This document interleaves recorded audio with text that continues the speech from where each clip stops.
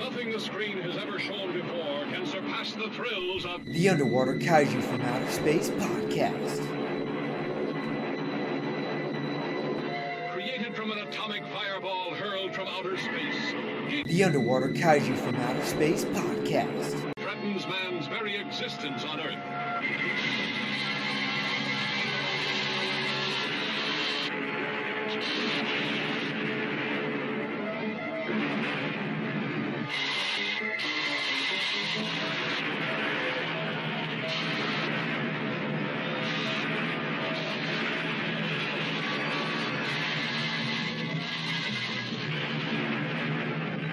The Underwater Kaiju from Outer Space podcast. Battles Godzilla, Mafia, and Rodan for mastery of the world. Men quake before the terror of their unleashed fury.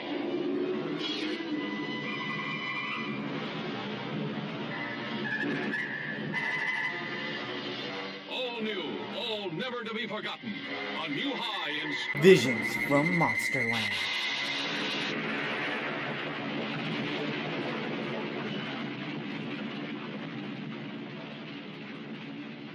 Hello everyone, my name is Jerry, and welcome to Underwater Kaiju from Outer Space. And joining me today to bring you these Visions from Monsterlands, we have Don and Nelly. Screonk, everyone. Derek B. Yo, yo, yo.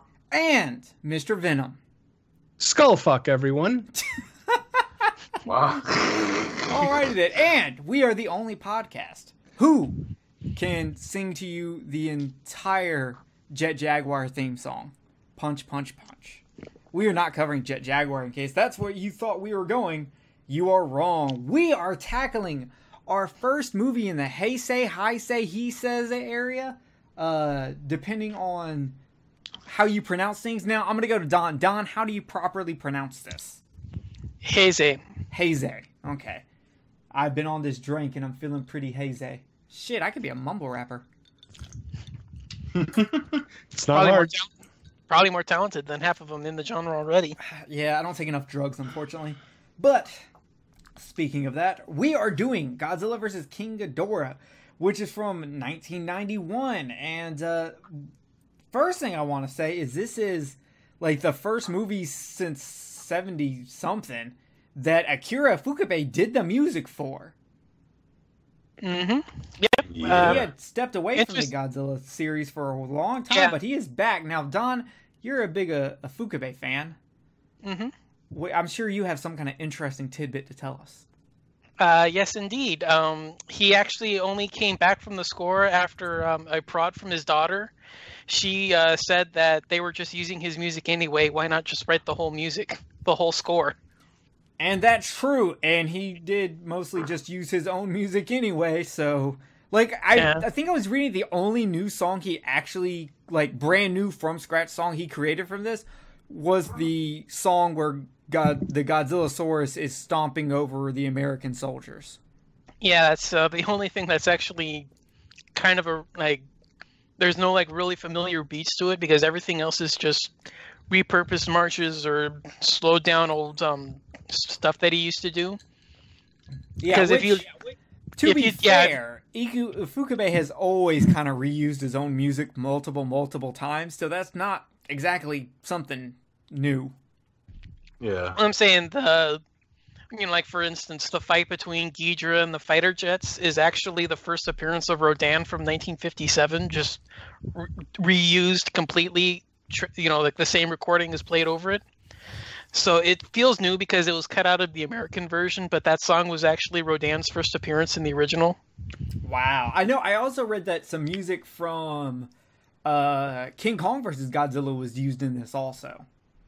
Yeah. I believe that may have been the appearance of Godzilla and Sapporo for that rampage. I'm not positive. I'd have to give King Kong Escapes another watch again, but who doesn't want to watch that masterpiece one more time to find out? So not me. Oh yeah. So now, when I was doing my research for this movie, I found something very interesting. The Godzilla series has been known to come up as slightly controversial for being anti-American, but it's not anti-American, it's anti-nuclear weapons. But for some reason, when people think nuclear weapons, they think America and tied them in together. But this movie actually got a decent amount of backlash from America for being anti-American. There were news reports on it. You can find news reports of people talking about how this movie is anti-American and how, like, I watched one where literally the footage they were using from the movie was someone with a camcorder recording it in a movie theater in Japan because Toho wouldn't give them the rights to use any of the footage. And they would have people who were talking about the movie and reviewing it. You can't see me, but I'm doing air quotation marks with my fingers. Yeah. Where they clearly had not seen the movie and were just kind of reading off cue cards. But basically, It was said that the way the movie treated Godzilla killing the American soldiers was anti-American, which I'm just like... So any movie that shows something killing American soldiers is anti-American? That doesn't fucking make sense at all. Well, here's the thing. This is one of the few times in the series where it's not fictional. Like, this is actually reality. Like, in the 1940s, we were at war with Japan in the South Pacific.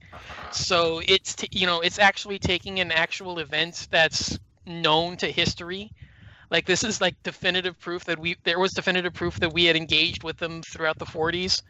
So, it's got a different tone than the rest of the series where, aliens attacking or, it's like some giant beast comes out of the ocean and every, world has to come together. Like, there's an actual historical relevancy to the scenes that they were depicting. And, you have to show that because that's what happened. There's, no way to get around changing that kind of a history. I just don't understand how an American was like, I'm super upset about this. How dare they show American soldiers being killed by a dinosaur? Like, if I, as an American, I'm more offended at the way they treated the family history of Steven Spielberg. Yeah. Also, the rank of major does not exist in the Navy. You should have been able to know that. I don't know how you screwed that up, Toho. Come on now.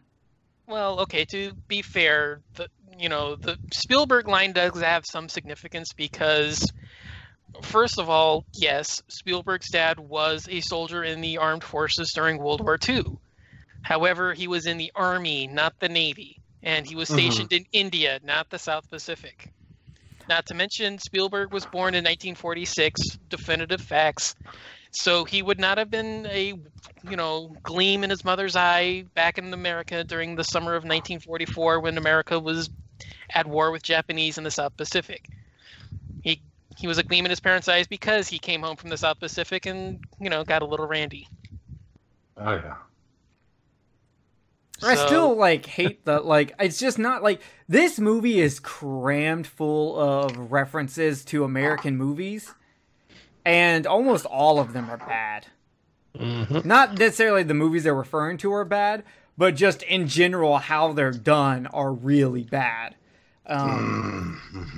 But before we get into bad, now that we've ranted about Spielberg and anti-American sentiment, let's talk our favorite things from this movie. We're going to kick it over to you, Mr. Venom. What is one of your favorite things from this movie? Well, you guys already kind of glossed over it a little bit. If you say the Spielberg line, I'm kicking you off the show. There will never be one line that'll be my favorite thing out of a Godzilla movie.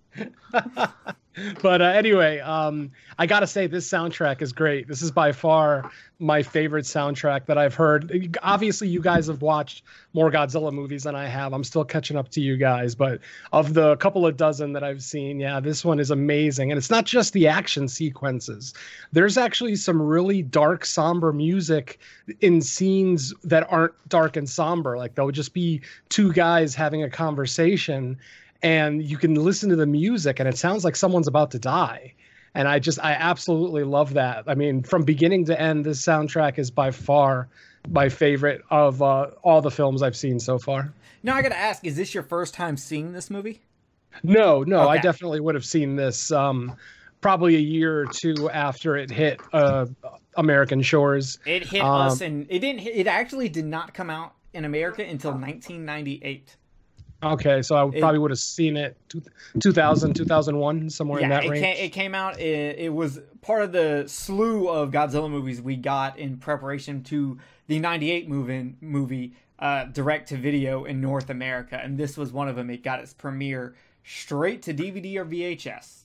Mm-hmm. Yeah. We move on to Derek. Derek, what is your favorite thing from this movie? You know, for just the whole aspect of bringing back King Ghidorah, which we'll get into a little thing negative that I do have with King Ghidorah in a minute, but overall, I like the look of King Ghidorah in this one, and I like what happens to King Ghidorah in this one. It's very interesting, and it leads into another movie that we might talk about in the future. Well, you mean I have to do more of these? I have to do more of this podcast?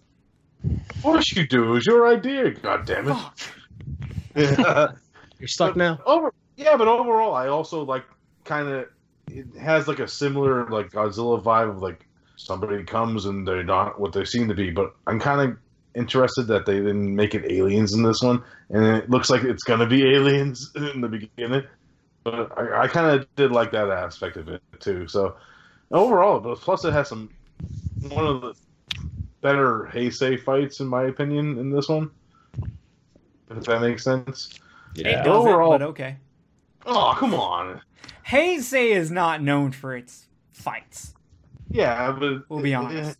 Yeah, but there's some good shit that happens within the actual, like, when they face off. We'll get to that and see what you say. But let's move on. Don, what was something you loved from this movie? Just the special effects in general. You know, this is one of my favorite Godzilla costumes.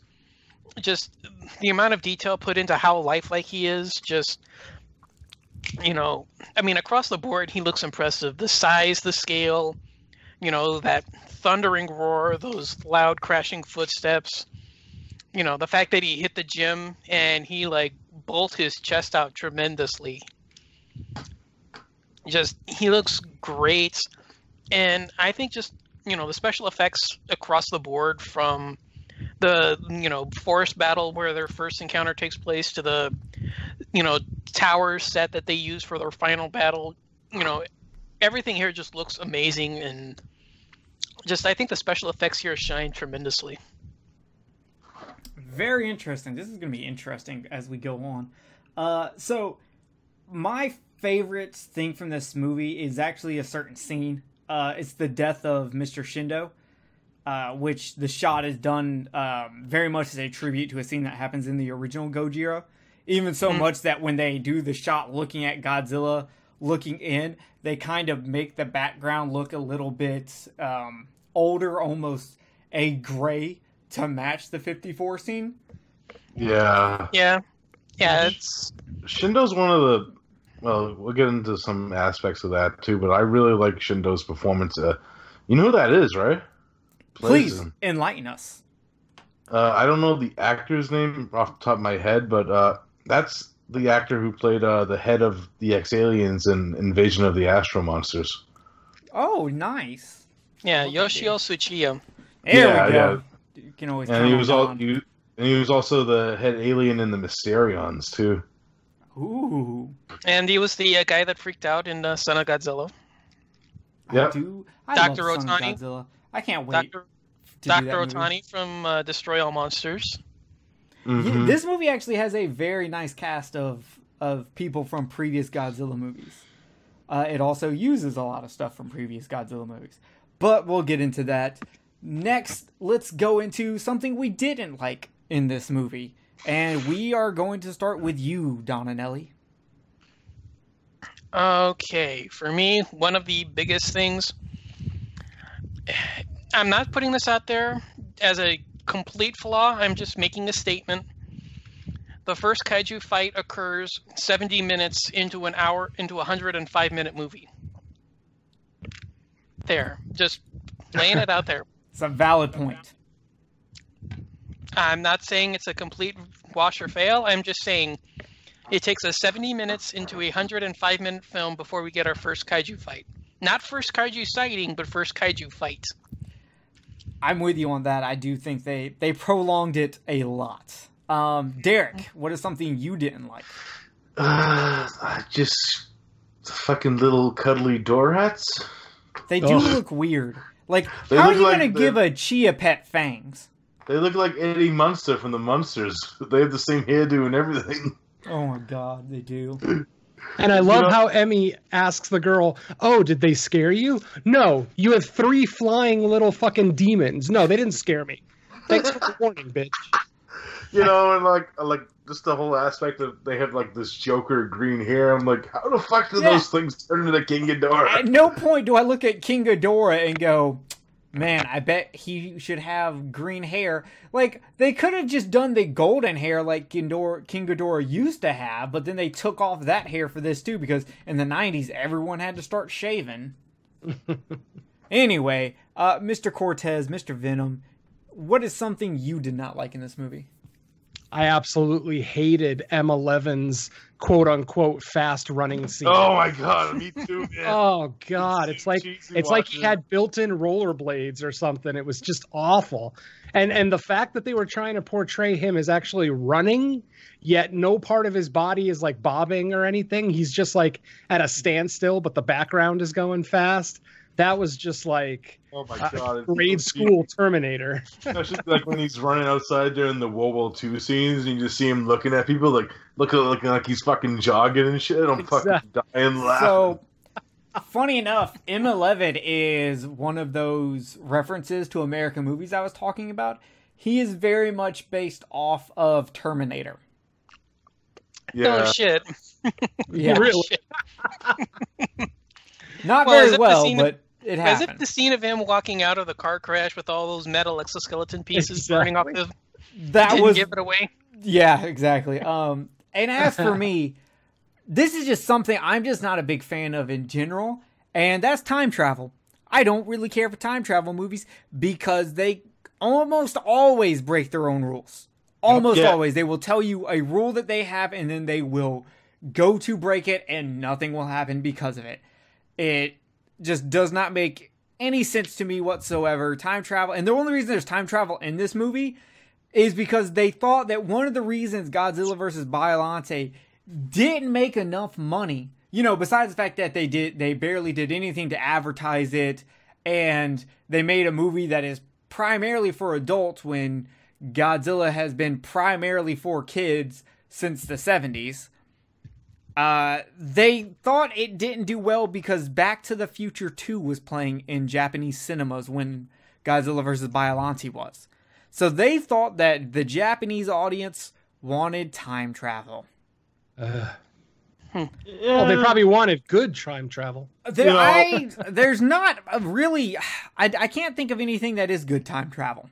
With the aspect of like the time, if you take this as a standalone, I don't mind it, but after you watch like the movies that come after it in some aspects, because certain movies weren't supposed to happen, you know what I'm saying? And then don't even get me started on fucking Godzilla timelines. It makes the Legend of Zelda timelines look simple, especially for the Heisei series, because pretty much what ends up happening is the first 2 movies didn't happen, but then what were you gonna say now?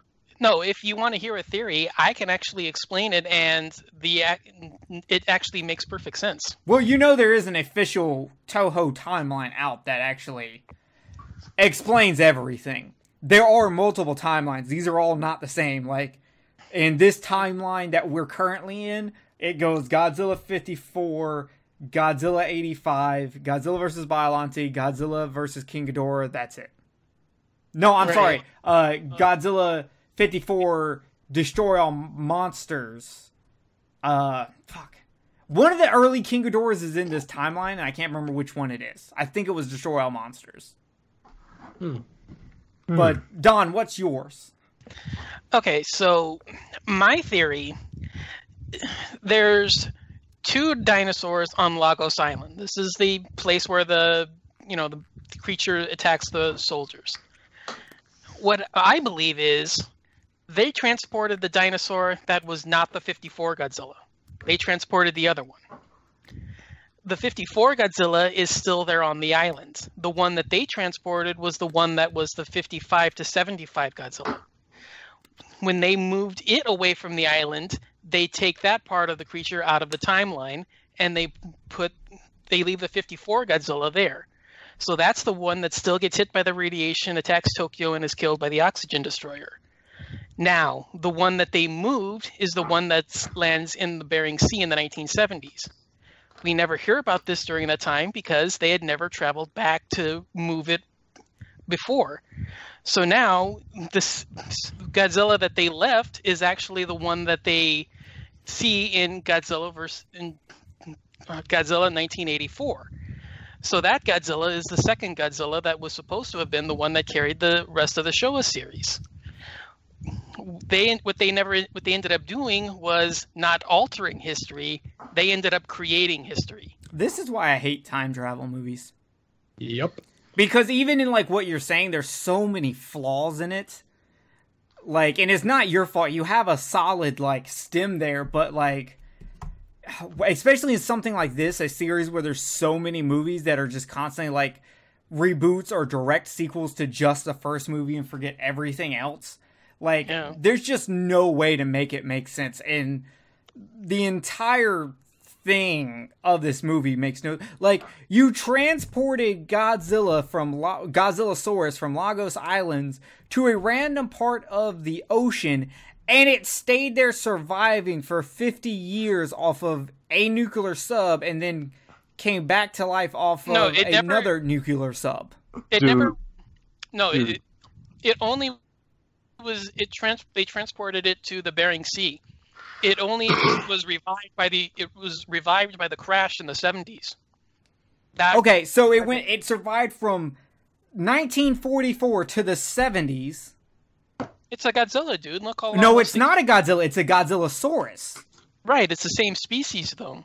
Because because you're talking about a mutation. It's not exactly the same thing. Like it shouldn't. Once they dumped Godzillasaurus in the ocean, it does not have, like, they nowhere indicate that Godzillasaurus can breathe underwater. So you can add that in if you want, but the movie does not give you that.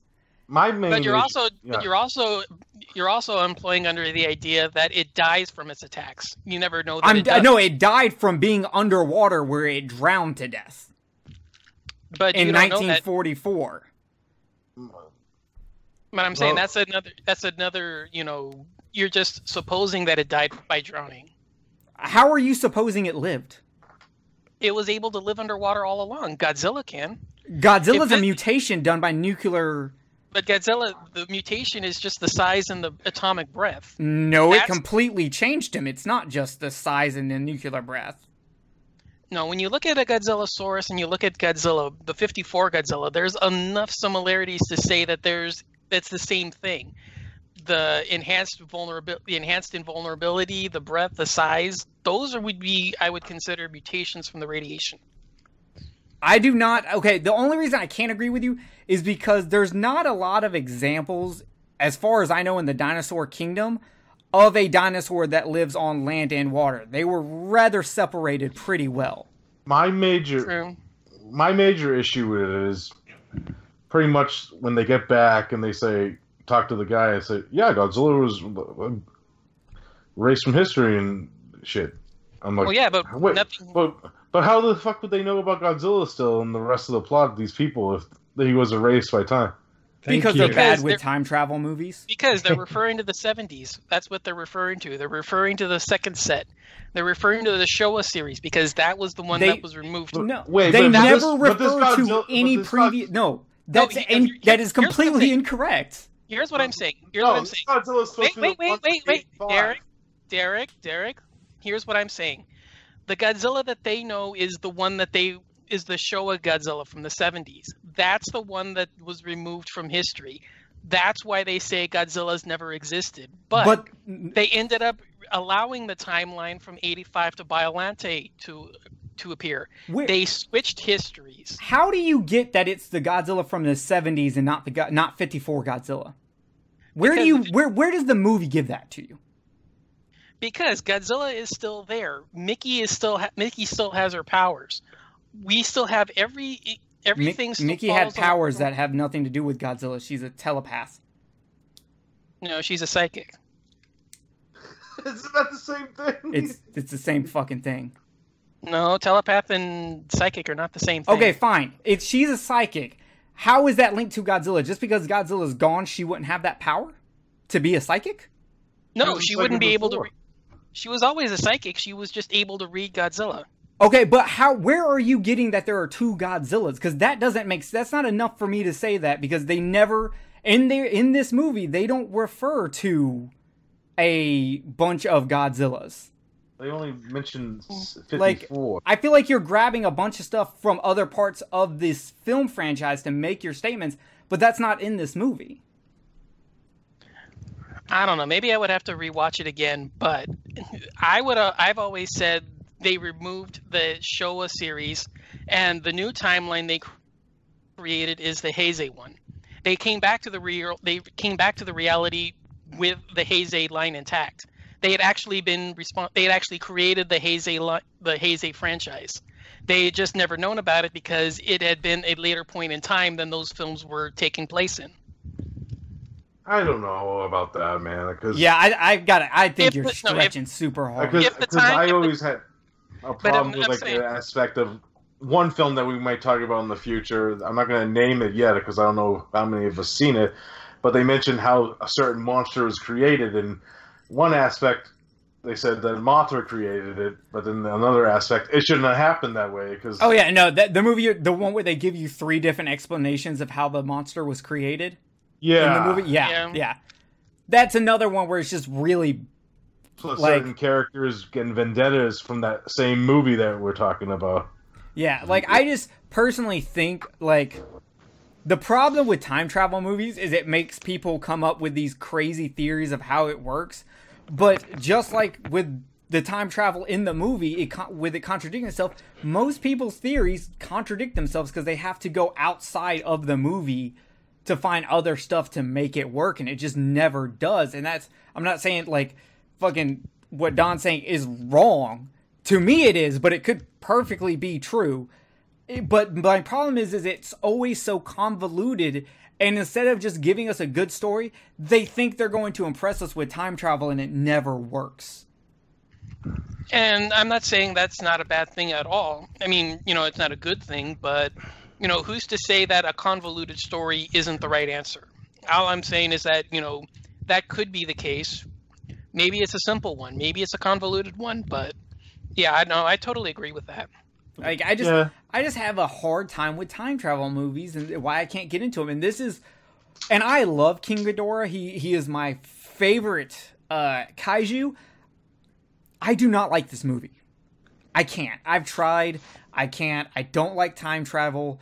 I think the costumes in this movie, while look good, they do not film good.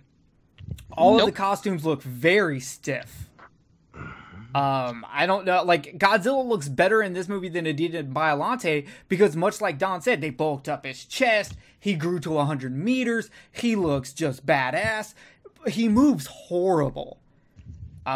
With King Ghidorah, I don't know why I can't agree with that, man. Really? I can't agree. I love this the way Godzilla moves in this one. That whole scene where he comes off the shore, it's fucking epic, man. I just think he moves so stiff. You can tell the guy's having problems moving in that suit. And you see a lot more inserts of the puppet than you did previously. No, King Ghidorah looks great too, man. And come on, that's a downgrade. After the last one we watched, fucking Gigan when he's fucking moving his wings and shit, and no, man, I can't agree with you at all. Okay, Gigan is another example of a bad King Ghidorah, but if you look at King Ghidorah in Three-Headed Monster or Invasion, he looks amazing, he moves great. It's just in this movie, my personal favorite's Mothra 3. Then we go into a completely different style of Ghidorah. The high legs? Yeah. Let's stick to natural Ghidorah. But even the way they changed his horns, taking them from being these nice crescent moon shapes to just kind of a straight standard horn, taken off his manes, and they ruined his roar. Now he just has some regular generic roar instead of each head having its own roar slightly in a different octave. I can agree with that. I don't like the roar. Like, I like how Mecha King Ghidorah looks, except for the weird fucking ankle bracelets. Here's my biggest issue with the Ghidorah thing. Why does 3 Dorats produce a 3-headed, 2-winged, 2-tailed dragon? You know what? Because nuclear weapons. I like with that one. I'm just gonna say I don't know enough about how nuclear weapons morphs things. Like, yeah, it's why didn't they just have one tiny Ghidorah that was like, you know, regular cat size, and it just changed because of nuclear? Why did you have to give us 3 green-haired Jared Leto Jokers? I don't understand that. I'm with you on that, Don. It does not make sense. This movie doesn't fucking make sense. Dude, if we're fucked in the future if we had to wear those fucking dress suits. I don't know. I think I could pull it off. I think me and Cortes will pull it off. I don't know, man. Derek, you'll have to dress like M11 and wear fucking cargo pants, an orange shirt, and a vest. Dude, that one guy that looked like Larry from the Three Stooges with the green suit. Okay. Shit, I'd wear that purple suit. I don't care. Originally, my complaint for the movie before I decided to just go ahead and tackle time travel was going to be costume design. Dude, that guy with the purple suit was freaking me out, man, because his eyes are kind of like cross-eyed when he's staring at you. Yeah. There was a lot of lazy eyes in this movie. Did you guys notice that? Yeah. At least 3 or 4 characters, yep. And just for the audience who doesn't know, because I listened to a podcast recently who tackled this movie. I listened to it like 2 months ago or something, and they were talking so much shit on the American actors in this movie and how they can't act, and I'm like, but they never mention why. And it kind of bugged me because I was like, there is clearly you can literally Google and find out why. It's not hard. Much like earlier Godzilla movies, like Godzilla vs. Megalon, when they need a white actor, they don't hire a white actor. They just hire a white dude. And that does not know how to act and then just use him because they don't think their audience will care. And their audience doesn't care. I was thinking for the Japanese audience. Their Japanese audience does not care. Right. So unless that person is playing a main role because it's American co-produced, like Invasion of the Astro Monsters or War of the Gargantua or Frankenstein Conquers the World, no one cares. And so this was something they commonly did. So for that podcast that I will leave unnamed, who apparently decided to do no research, even though you're a Godzilla podcast, they're not actors. That's why they're bad actors. That would be like asking fucking Derek to just go, Derek, we need someone to be a figure skater. Can you just go out there and do it for us? And then we're going to get really mad when you can't. Jesus. So I wanted to clarify that. Like, there are things to complain about in this movie. That is not one of them, because that's just kind of something that happens in Japanese movies a lot. Yeah. And to be fair, because I've seen both cuts, when they're speaking in Japanese in the original version, they're not awful. Their Japanese is, I would say, tolerable. It's the dub that makes them sound awful. Yeah, this is not like a Nick Adams thing where Nick Adams talked in English and then they overdubbed him in Japanese. No, those people live in Japan and know how to talk Japanese. Yeah, in the original version, when they're speaking Japanese, they're tolerable. They're not awful, they're tolerable. And it's only when they got dubbed into English in the American version that it just highlights it more. I think that's the best way, is that it highlights it more because that's obviously not their voices. Yeah. Yeah. All right, so let's go back to the suits. Now, Derek, you like both the suit. I guess all 3 of the suits, because technically there's 2 Ghidorah suits. You like all 3 of the suits, right? Yeah, I love Mega. Well, I'll agree with you about the roars and shit, but I don't mind. Well, no, I'm just talking about the suits. I like the new updated look for King Ghidorah because it makes sense that he's not like a space monster. He's kind of more organic made, so it kind of makes sense why he doesn't look the way But they only changed like two things: his horns and they removed his hair. Yeah, exactly. It's just he's more organic looking to me. Like it makes more sense the way that his origin is. I don't know. I guess that's true since most people who go to chemo lose their hair. I guess the Dorats would lose their hair. Well, man-made or not, those wings of his in the forest fight, those things are plastic as fuck. Mm-hmm. Yeah, I personally...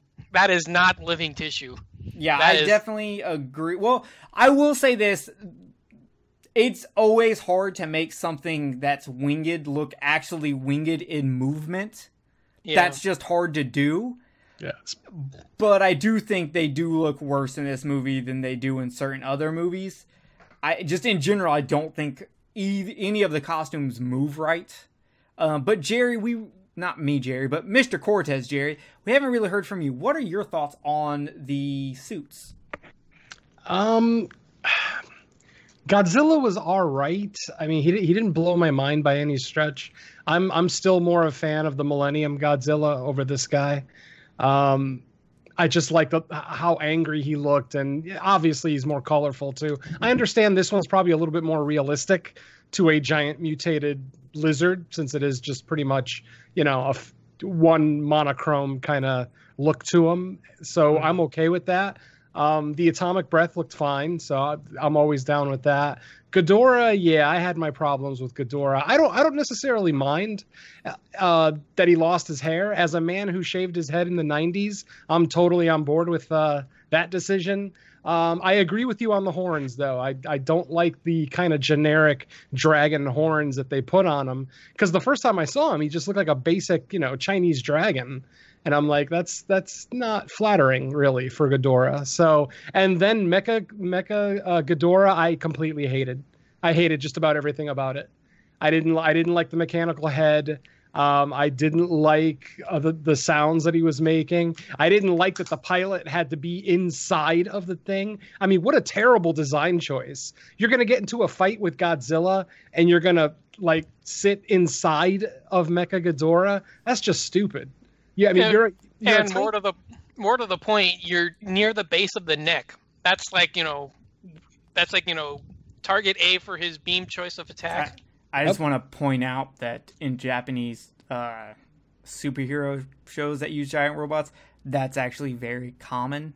Oh, giant robots! That's one thing. I'm saying in this particular situation where it's a creature that was once 100% organic, and now he's a cyborg. Basically, he's basically cyborg Ghidorah. So you're gonna have control over the mechanical parts of it. I'm trying to think of another robot that's part organism and where they had them loaded in.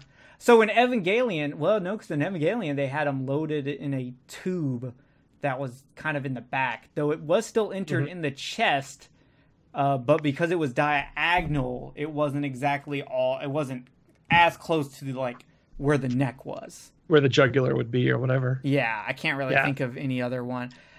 I will say... Well, the thing that I'm trying to think of a good way to put this. No, the aspect that I always thought of why the organics still work and why they could still control them is because they could control the Ghidorahs. You know what I mean? They had control of King Ghidorah before. Why couldn't they have control of the organic parts again? Well, that's not the problem he's saying. The problem is the position where the pilot was put. Well, the whole body part was robotic. Yeah, but they still located the human chamber where the human had to operate things at the front base of the neck, basically. Oh, I get what you... He's saying he has a problem with that, because that is a poor choice to put a human being in a fight. Mm-hmm. Well, if you don't like that, there's a few more. I just don't like having the human on there at all. I mean, why couldn't you control it remotely? I don't understand. Why risk a high-level pilot or whoever, someone who obviously is very skilled? Why risk their life when you can just control it remotely just as easily? But there's not many. But the problem with that argument is that most giant robots usually have a human or two inside them, whether it's Pacific Rim or mechs, Gundam Wing or Power Rangers. I'm saying it couldn't have been that high risk because she never changed into a flight suit. She just wore her normal clothes for the battle. Well, that's because this movie had a poor costume designer. Agreed. Well, spoiler alert, that happens a lot in the Heisei series, Venom. Oh, I believe it. And I'll complain about it every time. We'll get into... Okay, so let's move into... Now that we've kind of talked about the monster suits and all that... okay, does anyone here actually like the change to Ghidorah's roar? Anyone? No, that's my... Yeah, that's the only thing I don't like about it. I wish she had, like, the old school roar. Okay. Yeah. All right, let's go into the actual characters. Because for a storyline that I absolutely hate, I dig all the characters. I don't mind them. Yeah, I like the writer guy, and I like the whole thing that he has with Emmy and stuff, and I like the reveal that happens with... No. He almost cock-blocked himself into being his own grandfather. Yeah, that was gross. I don't want incest in my kaiju movies, okay? Well, the whole aspect, too, is, like, the girl that she worked for, I think that's actually going to be his act, because, like, when she calls him on the phone, she's like, when are you going to marry me? I think that's actually another aspect of that might be Emmy's ancestor, too. Yeah, I got the feeling that she was more into the relation. She was further along in the relationship than he was. Oh, yeah. Yeah, she was thinking marriage. He's thinking, okay, well, I got to date her again. So a blowjob on the beach. That's what I was thinking. She was beautiful, though. His girlfriend was /boss was. She was gorgeous. That was Mickey, right? No, not Mickey. Not Mickey. Mickey's the psychic. Mickey's the one that goes back in time with them. Oh. Yeah, Mickey is the psychic who pops up in, like... Every Heisei besides the first one. Okay. Yeah, besides 85. She's in, like, every single one of them. So, Emmy? No. Comes back from the future. I don't think they actually name his girlfriend. No, his girlfriend's the one that works at the place and wears, like, the black pantsuit or skirt suit thing. She's like, when are you going to write your book? No, remember the girl when he's looking up the incidents from the 1970s in the stock room? It's the girl that's with him then. That's his girlfriend. Oh. Why did I think that was Emmy? No, Emmy is the chick that comes back from the future. I think Emmy might... Well... Mildly? Kind of. Well, that kind of makes sense, too, when we find out the reveal of Emmy. I mean, if you haven't seen Godzilla vs. King Ghidorah, then go back to the past and watch it, because Emmy reveals at the end, spoiler, she is somehow related to the writer guy who was our main protagonist. Right, yeah. I got that. So their relationship was real creepy. At the end, you're just kind of like... Because the whole movie, you think that that the future chick, Emmy, is going to stay in the past with him. Because she makes all that... My favorite thing in the past is you. Yeah, that's gross. Okay, that was disgustingly sugary. Yeah.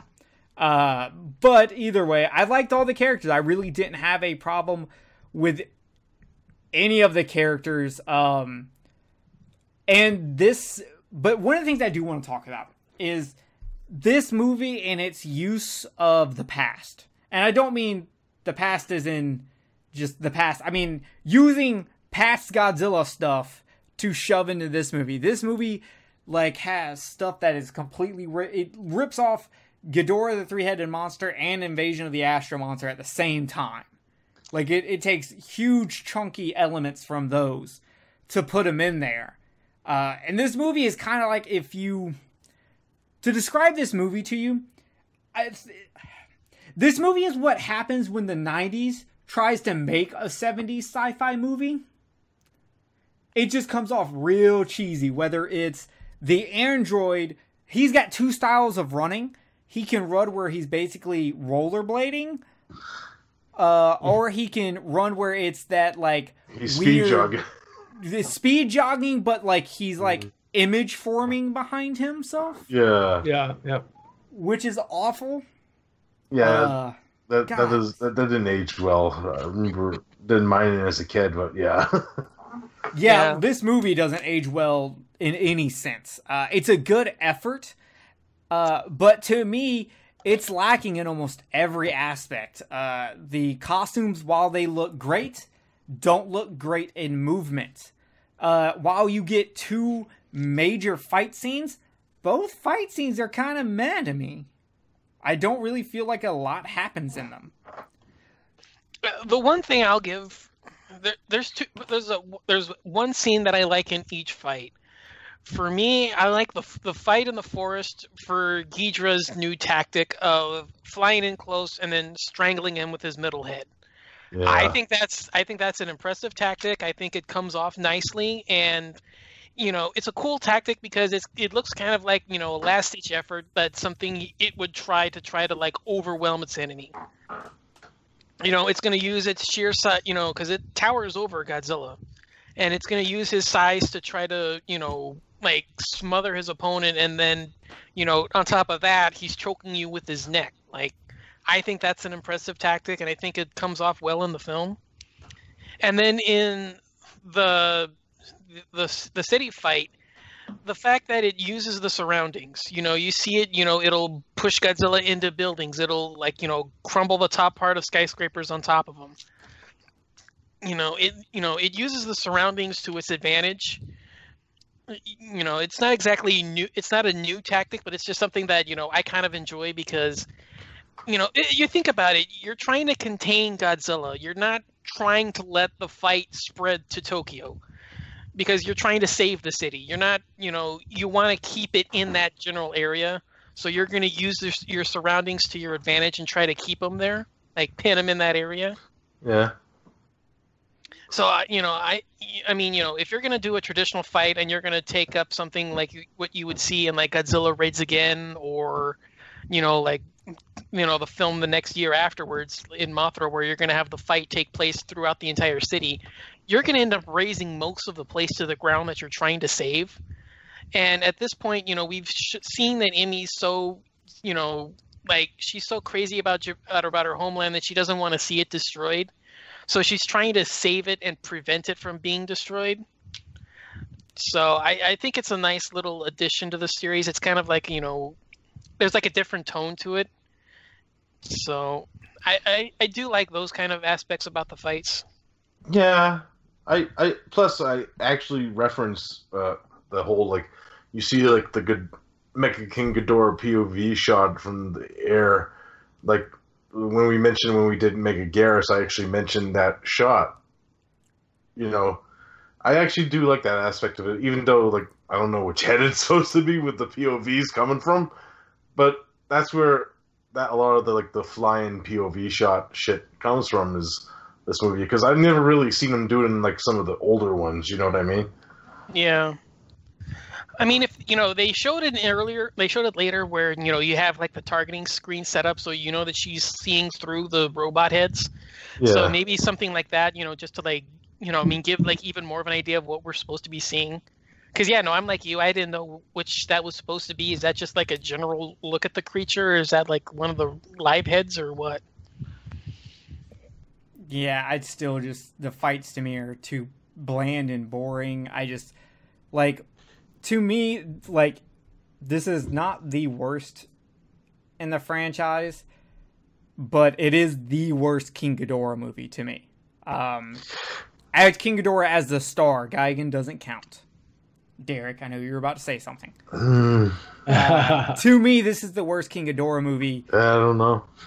in all senses. The story is muddled, and there are nice things they do try. Like, there is a message in this movie that you won't understand unless you're Japanese. I know this because I looked it up. Where there is, from the Japanese point of view, there's a scene in this where Godzilla destroys a certain building that happens to be something the Japanese call the Tower of Tax, because it was built by their taxes during the 80s, when Japan was in a huge bubble of economic prosperity. And they looked at it and they see that as a representation of this over decadence. And part of the movie, the whole reason the time travelers come back is because they want to stop Japan from being an economic power that it eventually comes, where it buys whole continents. It buys up Africa and South America. Like, it's rising. Basically, they want to stop it from getting too big for its britches because they want every country to be the same. And the only reason Emmy leaves them is because the way they want to do it is completely different than the way Emmy thought they were going to do it. Because they were like, no, fuck that, we're going to destroy it and then rebuild it how we think it should be. And Emmy was like, yo, I didn't agree to destroy everything. And I'm just sitting there like, Emmy, you're the one who released the Dorats. You're the one who created a giant monster. You could have taken over Japan with your fucking mothership laser guns, your laser gun that looks surprisingly like a stormtrooper's gun in Star Wars, by the way, and fucking highly advanced androids. Okay, you probably could have taken over most of Japan with that. I don't think you needed to create a monster to do that. So I'm just saying you're a little naive and or dumb if you thought bringing a monster to this was not going to mean things weren't going to get destroyed. Hell, part of the plan was to destroy a few cities before going to Tokyo, and you were okay with that until they were like, now we're going to destroy Tokyo. You're not a very good person. Your jetpack's cute, though, so I'll give you that. Oh, God. The noise it made? Yeah. So, like, to me, for every good thing I can point out in this movie, I can go on a huge rant about something in the same category of why this movie's works. And there's even like my favorite scene in the movie, where Mr. Shindo dies. I don't like Godzilla blinking. It does not look real. Like, Godzilla blinking looked terrible. The first time I saw it, I actually was okay with it because one of my biggest pet peeves with kaiju costumes is the lifeless eyes. And the first time I saw him blink, I'm like, hey, look at that. There's actually some life in those eyes. I totally see what you're saying because it looks awful, but it just was different enough that it brought a smile to my face. Fair enough. And it's just like, when Godzilla and Ghidorah fall into the water before they remake, or was it when they fall into the water when Mecha King Ghidorah uses his bondage equipment? That looks excellent. Them underwater looked actually really good in this movie. Mm-hmm. There are scenes in this movie I really like, and I do recommend watching this movie. But I think it's me in general. I don't like the Heisei era. To me, for some reason, those movies just don't look right. They're like in the Showa era. When it's campy and bad looking, you just kind of go, "That's the time." But in the 90s, they try to go for this like realism, and I'm like, you spent so much of your budget trying to do special effects outside of your kaiju that it ended up hurting your kaiju. They tried to make us care about the human story in this movie, which is fine. Almost every good kaiju movie has a good human story. But they just went too far. It became too convoluted, and it just didn't work, and I think it hurt. This movie is an example of trying way too hard after a failure. Even though most people love Godzilla vs. Biollante, in Toho Eyes, it was looked as a failure. And this is them bouncing back and trying way too hard. And I think in the next movie in the Heisei area, Godzilla vs. Mothra, Battle for the Earth, they kind of realize it, but they also once again go, what other kind of movie trope can we do? Sci-fi time travel didn't work. What if we copy Indiana Jones and adventure movies? Like, the 90s is just them trying a lot of weird things and most of it not working. Does anyone else feel that way? Like, is anyone here about to tell me the Heisei era is their favorite era of Godzilla movies? No. There's a few I like, but I'm not going to sit here and say that, it's the best or it's, filled with awesome classics, because I like bits and pieces from other films, and there's a few that I I actually like, but I'll be honest. I think the Millennium series is far better than this. Yep.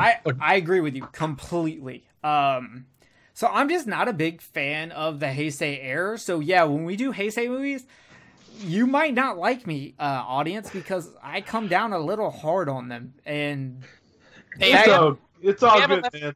if we haven't left the call by now, you're fine, man. yeah, sure. If they're still listening after my rant about time travel, there's not much that's going to take them out. I didn't leave the call, so I'm okay. We're still here, man. You're fine. Yeah, I just... fucking It's time your travel. opinion, man. It happens. It's my opinion, and I'm allowed to be wrong. Damn Personally, I grew No, up it's your opinion, and it's your opinion, and as long as you can say what it's, as long as you can state it and defend it, you're good. I don't actually, care yeah, I grew up with the Heisei movies, so I like them. I can say like I had a lot of memories and nostalgia for them because I grew up with them. You know what I mean? I watched the '70s ones too, but these ones were on TV more often for me, and I had all the DVDs. For me, I'm way more closer to the Showa movies because 90% of the Heisei series did not come to America until '98. Besides Godzilla 1985, none of them showed up until '98. Yeah, that's right around when I first started seeing them. And I had already been deep in the Showa era as a kid watching Godzilla movies. So by the time I started watching these, it wasn't that long before I actually went and saw Godzilla 2000 in theaters. Yeah. Same here. Yeah.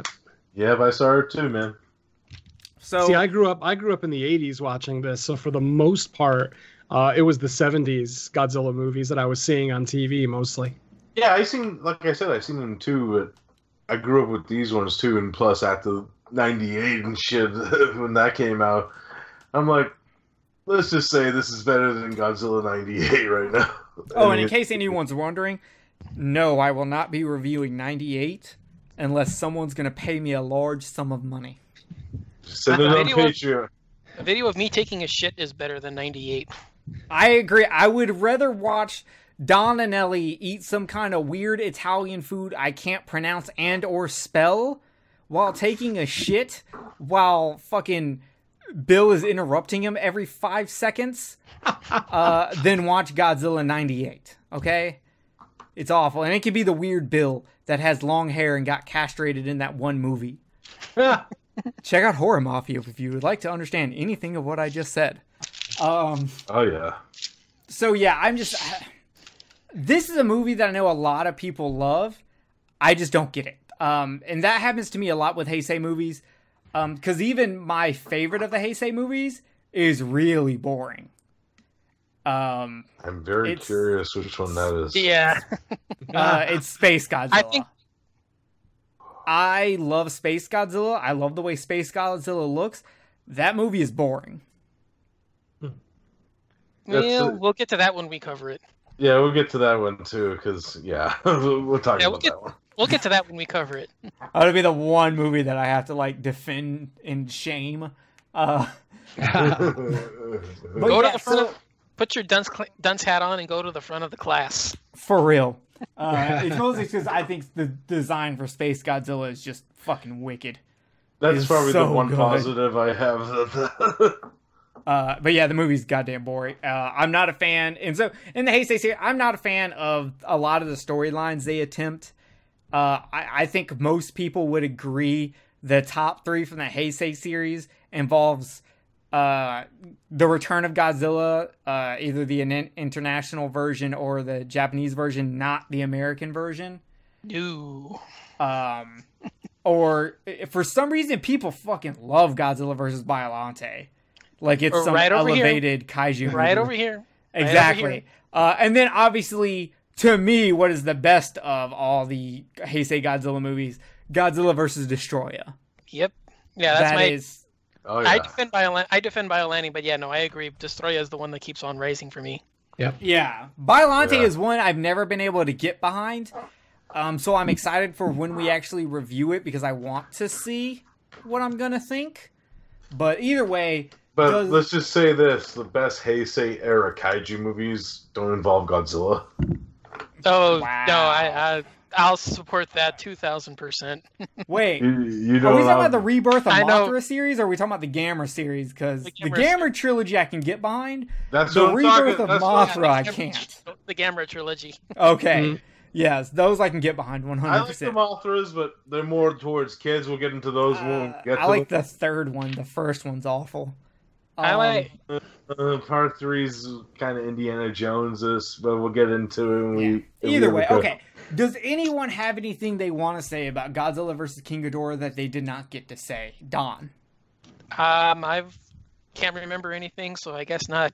Okay, Derek. I say check it out. Like, said it might not be everyone's cup of tea, but if you have a bunch of kids that you want to get into the kaiju, it's a little fun popcorn movie. And if you don't mind time travel, I don't mind time travel. I grew up with a lot of time travel movies, some bad, some good.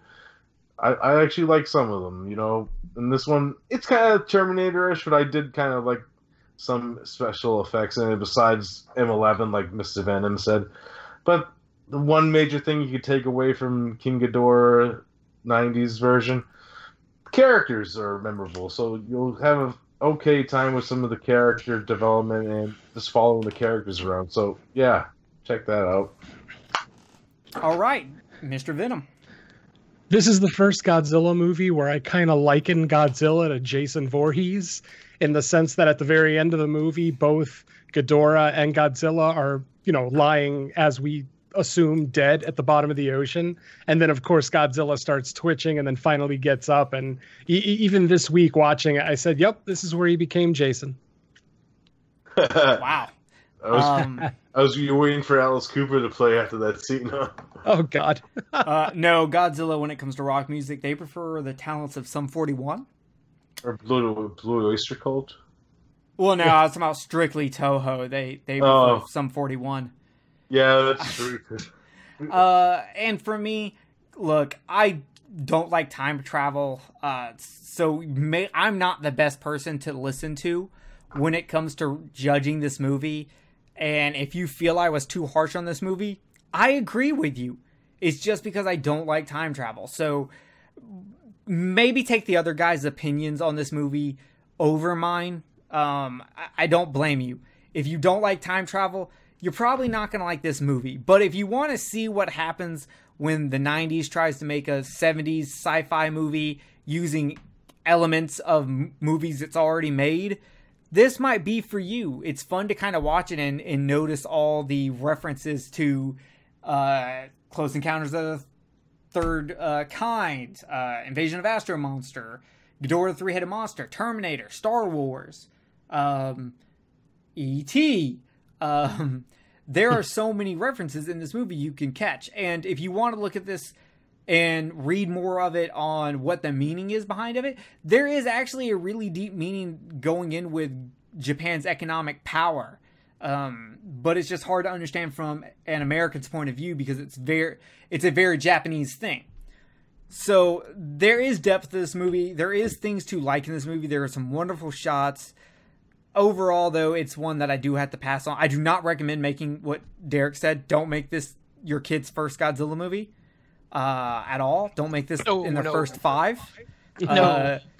Derek lost his hair from radiation from when he was 3 Dereks turned into 1 after he was left on Lagos Island. He's not all there sometimes, you know what I'm saying? So don't listen to him on that one. Every other thing he said in this episode, listen to completely. Way more than what I said. Except for that one thing. If you want your kid to like a Godzilla movie, make them watch Godzilla Final Wars. That is the easiest movie to make anyone watch if they like action or The Matrix or just a bunch of monsters or Kung Fu. That's the one to watch. Also, big white guy with a mustache and... I was going to say Sea Monster because... I don't know. There's not a lot of kaiju shit in Final Wars either, too, though. But with the human side of the story, it does involve a lot of action, and that will get kids into it. Not my nephew. I don't know your nephew. Maybe me and your nephew are going to meet up, and I'm going to beat him up, take his juice box, and make him watch Godzilla Final Wars. Oh, terrible. I know, I'm a terrible person. Okay, so that's it for Godzilla vs. King Ghidorah from 1991. Next, we move on to the Ultraman Report. All right, so with the Ultraman Report this time, I am not going to host it. In fact, I'm passing it off to Derek. Derek, it's all yours, man. Take the reins. All right, Ultraman Report time. Episode 6. The Coast Guard Command or the Coast Guard Order. It depends on which version you watch. I'll say both titles. Which originally aired on August 21st, 1966. Very interesting starting this one out because if you guys knew going in about the Ultraman show when it came to us, they edited a lot of stuff out. So I was kind of confused and I thought my player was fucked up. What about you guys? Yeah, I kind of had that same feeling because it's just, a hard cut into the Japanese. It's like, wait, didn't I switch over to the English subs? Why, did I make a mistake or? Yeah, it got me. I ended up watching the intro like 3 times. Yeah, me too, man. I hear you there. I am one of the very few lucky people who knew ahead of time from different Godzilla forums that whatever was cut out of the American episodes were re-put in for this DVD release. And I know, and it's probably, I don't own the cheap Mill Creek version. I own the more expanded version. So the first print. So I knew it was coming, but I could see if I had not known, I would be confused as shit. Yeah. But anyways, then we get the classy Ultraman intro. Then we jump right into the story where we see the Science Patrol sitting around, learning some new reports. We got Fuji talking about a large shark that was reportedly killed. It was, I believe, in the actual episode, they said it was 65 meters long. Yeah, it's a fucking meg. Yeah. So there's megalodons in these oceans, which kind of makes sense since there's kaiju also. So it doesn't surprise me, But yeah, the way that this shark was killed, Arashi, of course, says it's a boat hit it, but then it says that it's bite marks. Fuji claims that there's bite marks on the shark, so it wasn't a boat. Or sorry, what size? It wasn't boat a boating accident. What kind of boat would kill a megalodon? Anyways, was it an oil liner? But other than that, then we get news happening with Hayata's thinking something's up with this creature's death. And, of course, Fuji then confirms Hoshino's in the same area where this attack happened, which is Yokohama. Then we enter Yokohama, which is this pier, ocean area, and we introduce Hoshino and 2 of his friends. Looking at the sights, they're very intrigued by a ship loading cocoa beans because they love chocolate. What kid doesn't? Of course, then when they're peeking with their binoculars, one of Hoshino's friends sees a peculiar-looking thing in the water. No one else sees it, so they're like, "You're seeing things, dog." But Hoshino spots 2 gentlemen that look familiar to him. He's like, "I think I've seen these guys before." So let's follow them and see where they go. They follow him. One of his friends ends up losing his shoe. And then, of course, the girl's like, it's some goofy, kaiju kid shit that happens here. So they end up losing the 2 guys that Hoshino thinks that he sees, so he ends up calling the Science Patrol up. And inside the phone booth, there's actually, ironically, an image of one of the characters that Hoshino's seen, and it is the diamond smuggler known as Diamond Kick. Greatest name ever. Greatest name today. No, ever. This is when I become a video game character.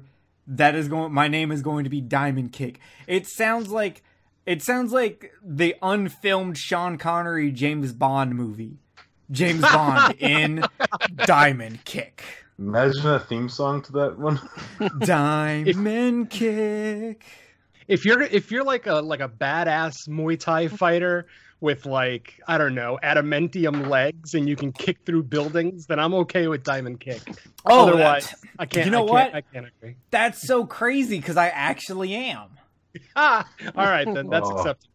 All right, so craziness there, but moving on. So Hoshino ends up phoning the Science Patrol in, and the English dub, it gets kind of loosey-goosey with the translation because, as we see, they mention the monster, and the captain laughs it off like, ha, there's no monster. But, of course, when you watch this and you're like... They've been doing that for the last 5 weeks. Why the hell are you laughing off the report of a monster? You know? Yeah. But Jerry brought in an interesting point off air. Jerry, you want to mention that? Yeah, so whenever they do the episodes where they have a lot of the Japanese clips in, I'll usually leave the English subtitles on the entire time, which I don't normally do, because it's such a vast difference in what's being said. But what's funny is, like, in the English version, they're laughing at him talking about a monster like it's not real, as Don just pointed out. That's what they've been doing. But in the subtitles for the Japanese version, it's actually Hoshino talking about Diamond Kick and him spotting him. And they don't believe him that he saw a diamond smuggler named Diamond Kick. And they're laughing it off, and so it's actually, so in the Japanese version it works really well. In the English version, it makes you go, really? That's like Velma not believing Shaggy about seeing a ghost, or Shaggy or Scooby not believing Shaggy, or Gozuki not believing in his body length. Spoiler coming up soon. Oh, that's funny. Yeah, but anyways, what ends up happening in the English dub version, Diamond Kick gets the intro, so they end up leading the patrol out there to see what's going on. As this goes on, they're still kind of searching for Diamond Kick, you know.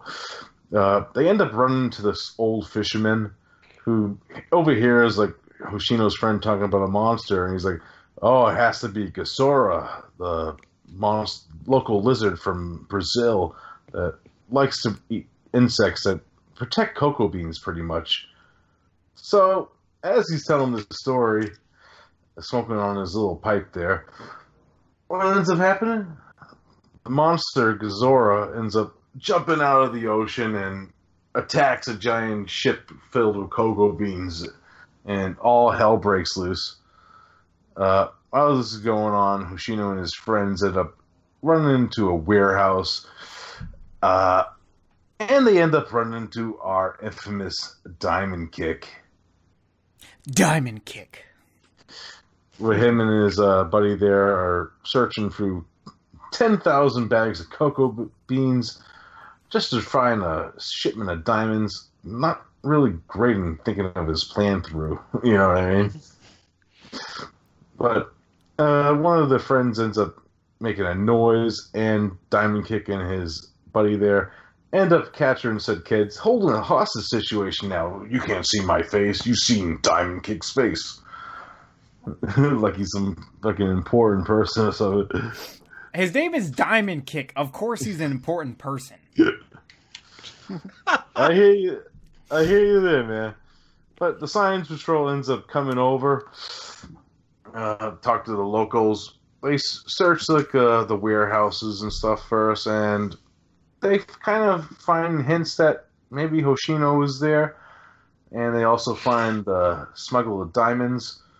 So they end up patrolling, and they also make a plan to capture Ghidorah.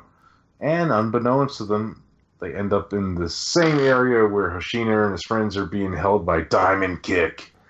Not very good hiding spot if you're going to hide in the same pier. I'm just saying. But, yeah, Hoshino and his friends get away. Of course, they get chased by this and that. And unbeknownst, Ghidorah ends up coming right in the way of where Diamond Kick is being held. As we learn through a line of dialogue that kind of skipped over a certain part. Ghidorah is not a really big fan of high-pitched noises, so that's why they were kind of hesitant to use the guns, the Science Patrol. But not diamond kicking his buddy because they end up shooting at the monster, pissing him off, flipping out, and he starts tearing the warehouse out. Hoshino and his friends, I believe, end up getting out in time.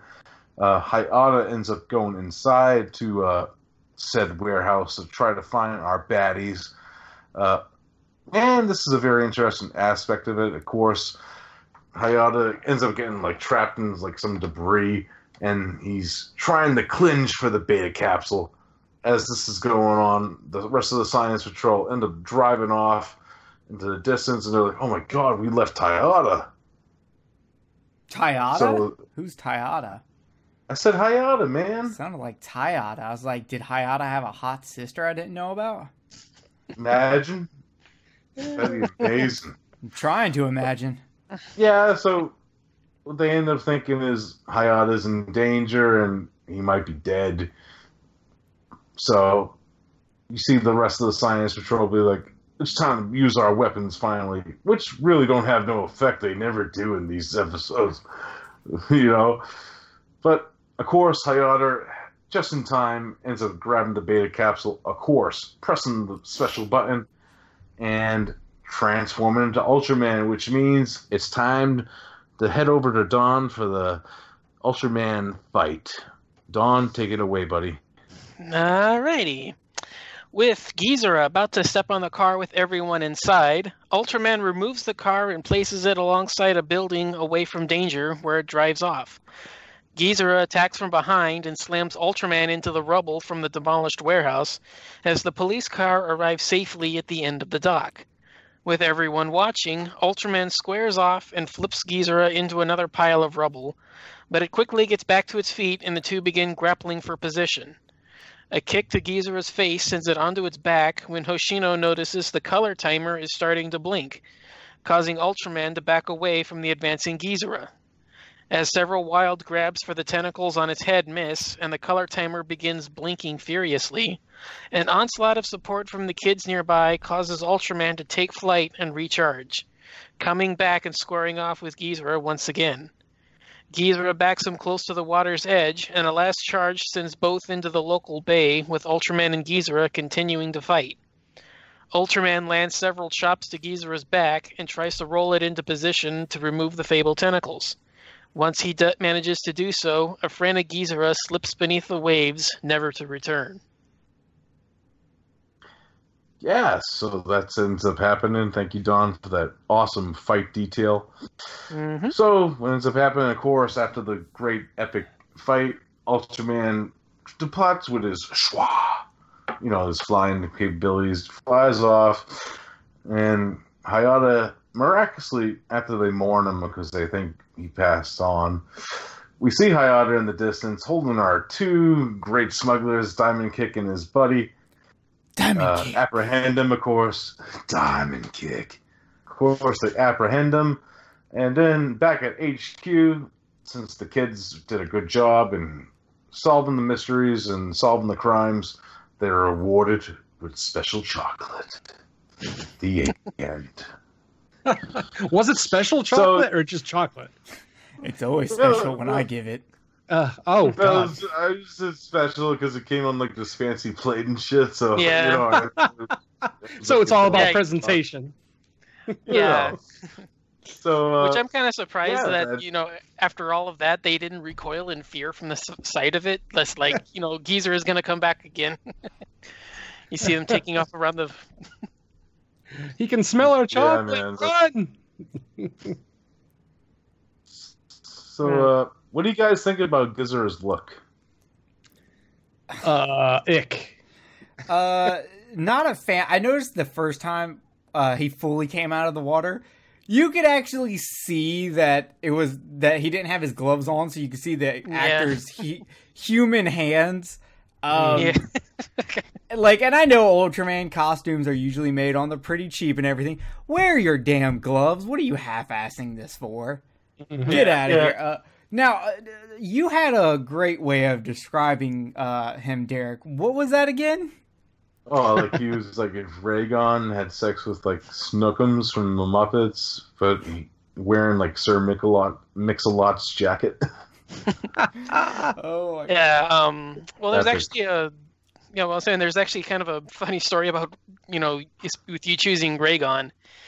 The costume for Ghidorah is actually a reused costume from one of the few Ultra Q episodes I've seen. It's a creature that they called Peter in the episode. He was a mythical crocodile that granted wishes to his owner, but over time he got like fed up with what his owner was wishing and he wanted to leave him in peace. I don't remember like much else about it because it's been a while since I've seen that episode, but it's basically they took that costume, sliced the scales off of Rhaegon and glued it to the back of the costume and said, "Go fight Ultraman now." So yeah, you choosing Rhaegon is kind of far more apt than you think.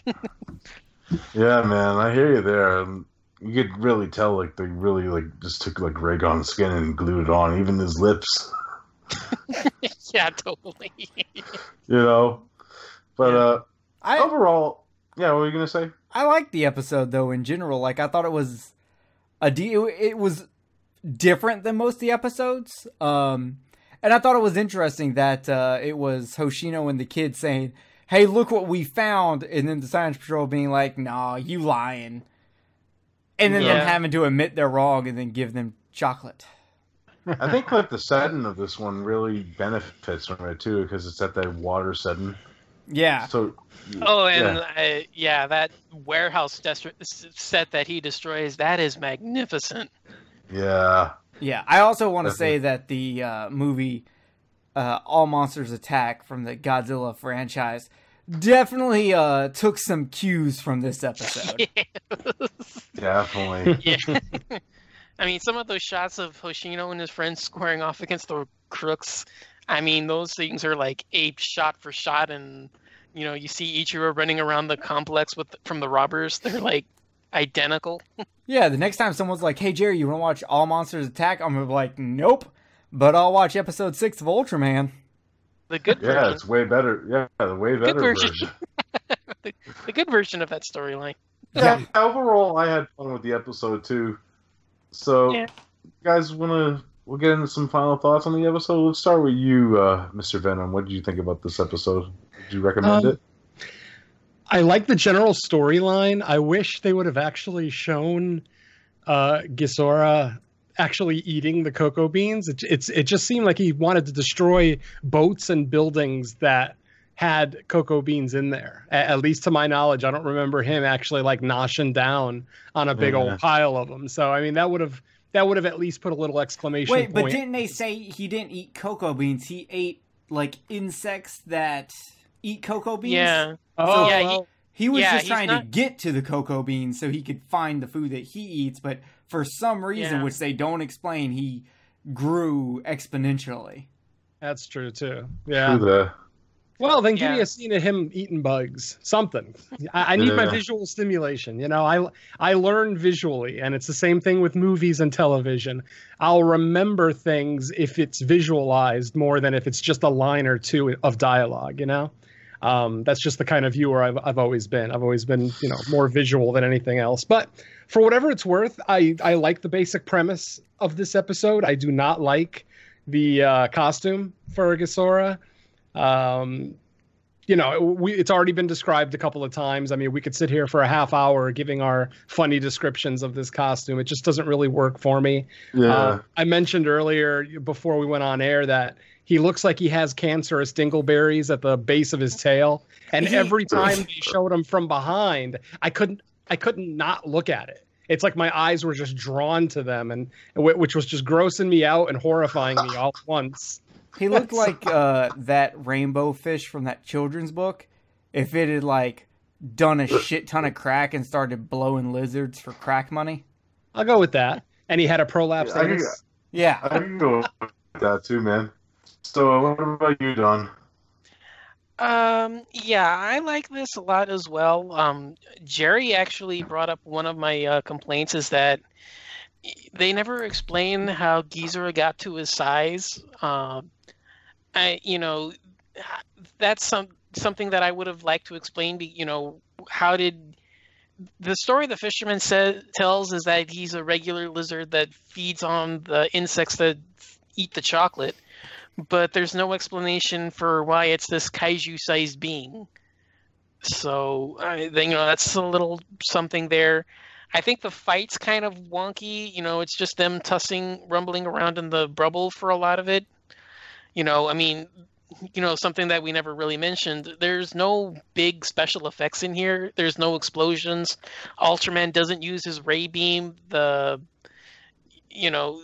It's just kind of like one of those where it's kind of like simple, but I like the rest of the special effects. Like I said, the set that they use to fight in is really good. The destruction of the warehouse is spectacular. And, there's a lot of composite shots in the film. There's a scene of Ghidorah appearing over the warehouse as the Science Patrol flees to get out of its way when it first appears. Mm-hmm. Yeah, it's not, my favorite of the 6 we've covered so far, but it's not my least favorite either. It's kind of one of those, I think positively enough about it, but then there's like, as soon as I start thinking of it, there's like, oh yeah, well, what about this or what about that? And it kind of just like, draws it down just a touch. But yeah, it's a good episode. It's a lot of fun. It's kind of fast paced. You get right in on everything. There's like no real downtime to it at all. And fair enough. It's not. Yeah, it's a serviceable half hour of children's television. Fair enough, man. How about you, Mr. Heron? I definitely give this a diamond kick out of 5. Even though it's lacking on special effects and monster suit and fights and storyline, and I have to be around children and barely any Science Patrol mystery, I get diamond kick, and that's enough for me. Because I now know the name Diamond Kick, and I just love saying it. It's just the greatest. I diamond kick you. So we meet again, Diamond Kick. It's just fantastic. Like, how can you not love that name? It's epic. It is epic, man. I just love it. So, while it's a pretty weak episode, it's not the weakest we've had, and at least I get Diamond Kick. Diamond Kick. Terrible. I agree, man. Like I said, I had a lot of fun with it. I think the setting really set the tone for this one for me, like I said before. And, there's a lot going on within it, even though there's not a lot of like kaiju action per se. At least the human stuff is okay, and it gets the job done for what it is. And it's done a lot better than All Monsters Attack, so that's a plus. Wasn't exactly setting a high bar there. Yeah. I just want to know, out of all the Toho Godzilla movies, does anyone think there is a worse movie in the franchise than All Monsters Attack? Nope. No. Nope. Probably not. I was just wondering if it was just me, and I know there's some people that love that movie, and I don't talk to those people. I love the idea behind it, but that's all the credit I'll give it. Keeping the good Godzilla costume, okay, that's another point in its favor, but yeah, that's all the credit I'll give it. The good decision in using the good Godzilla costume, and I'll give it credit for the concept, but that's all I'll give it. Yeah, out of the two Manila movies from the Showa series, or the two big ones, you have for American titles, Son of Godzilla and Godzilla's Revenge. All Monsters Attack is Godzilla's Revenge. I know there's people that like Godzilla's Revenge over Son of Godzilla, and those people are drunker than King Kong and Godzilla vs. King Kong, because they're fucking like, no. At least Son of Godzilla has an entertaining human storyline and one smoking hot chick in it. There's a lot more to it, but I'll defend that one a lot. I'll defend that one a lot more than you think I would. Oh, I can't wait till we do that. It actually has actual scenes. Yeah, that's true. Well, all right, guys, that was our episode of Ultraman. Thank you, Derek, for taking charge on that one. We're going to mix that up and let everyone kind of rotate on doing an Ultraman episode. And after we've all done it, you can all tell us who you want to do it, or we won't listen to you and we'll just keep rotating it because I don't care what you say. Let us know what you think of Godzilla versus King Ghidorah. Let us know who you agree with, what you think of time travel in the movie. Who do you side on for the time travel debate Don and I were having there?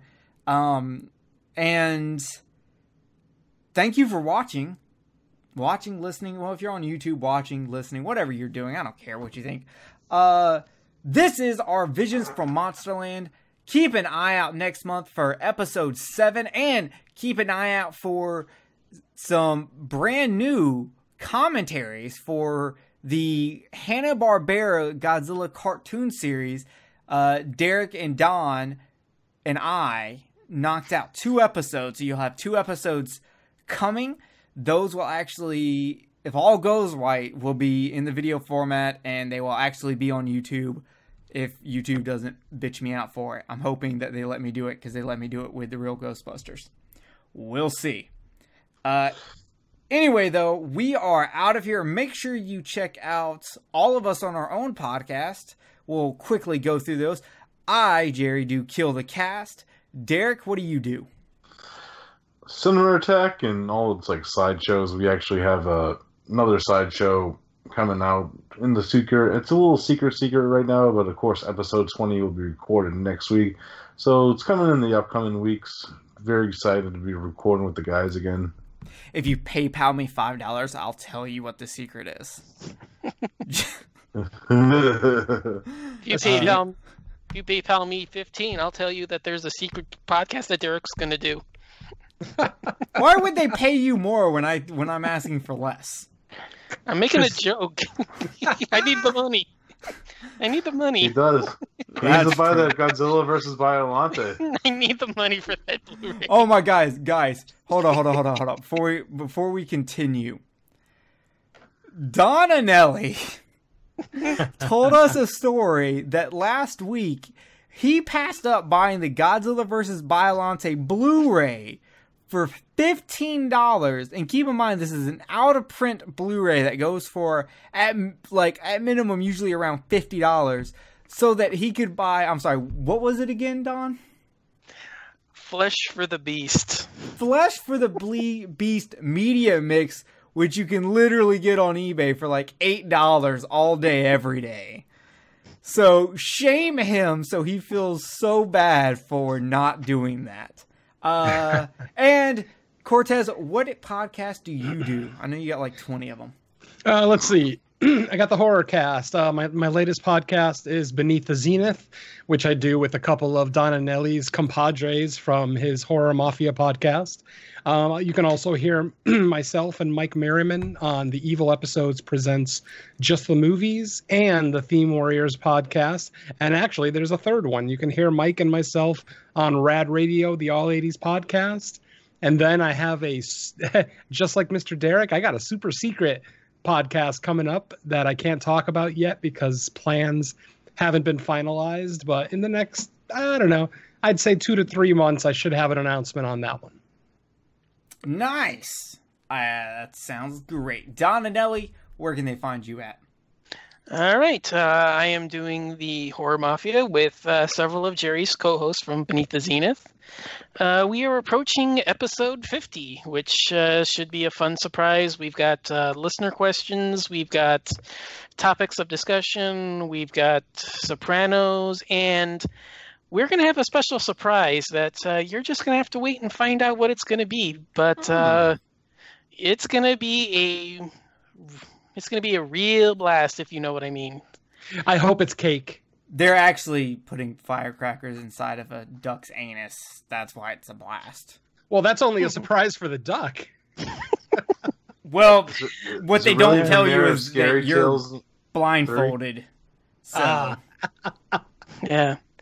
So, we're going to be releasing that one in a couple days from the time you hear this. So, yeah, we're going to be starting the March to 100. So, Yeah. Well, there Horror we Mafia. go. And Nice. the next Kill the Cast episode, the next big episode, Derek will actually be joining me because we are continuing our Horror Coliseum, Freddy vs. Jason, with Friday the 13th Part 3 versus A Nightmare on Elm Street Part 3 Dream Warriors. So check that out, because you never know who's going to win, because Episode 2 was a shocker. Yes, it was. Oh my god. Yeah. Did not see that coming. Anyway. And actually, episode 1 was a little surprising to me, in all honesty. It wasn't to me. Nightmare on Elm Street's a terrible movie. I don't know why you people like it. Oh, I don't. No. I myself am a Friday the 13th guy, which you'll learn when you get to the Horror Coliseum episode 6. But I've just always, for some reason, I've always thought that Nightmare on Elm Street was held to a higher regard than the original Friday because there's no Jason. I think it was, but I think there are now people that are willing to come out and say, look, Nightmare on Elm Street's not that good. People like me, you have people like Duncan from the podcast Under the Stairs willing to come out and say it now. And you've got people like Kenneth who are willing to listen to people like me and actually see where we're coming from. And while he doesn't hate the movie, he came down on his scores because of things I've said about the movie previously. So, And you can be like me and say that the Bollywood remake is better than the entire franchise, but maybe better than most of the franchise, but probably not better than Part 2. Because The Nightmare on Elm Street Part 2 that's why I said most of the franchise. is the best Nightmare on Elm Street movie. I don't care Well, what that's what I anyone said. says. We'll fight That's over why I it. said it's better than most of the franchise. I just had to point it out. But What's the name of that one? It's like McCall or something? McCall. Yeah, McCall. Mahakal. Makakal. Thank you. No, Mahakal. Mahakal. All right. Yeah. McCall. Because I've heard stories of this thing for years, and I've not experienced it. So I gotta do some homework. Yeah, Mahakal. It's Mahakal. I really should be ending this, but if you could make a Bollywood remake of a movie just to see what would happen, what would you do? I want a Bollywood remake of Surf Ninjas. I want to see a Bollywood remake of King Kong versus Godzilla. Oh my god.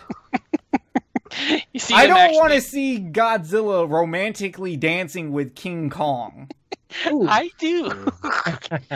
My choice would be a Bollywood Humanoids from the Deep. Oh jeez. Oh my god. Fish rape. Lots of fish rape. A lot of fish rape while singing. There's a fish dick in my ass. I've got to run away. I don't know. I would probably like to see a Bollywood remake of the Green Slime. Nice.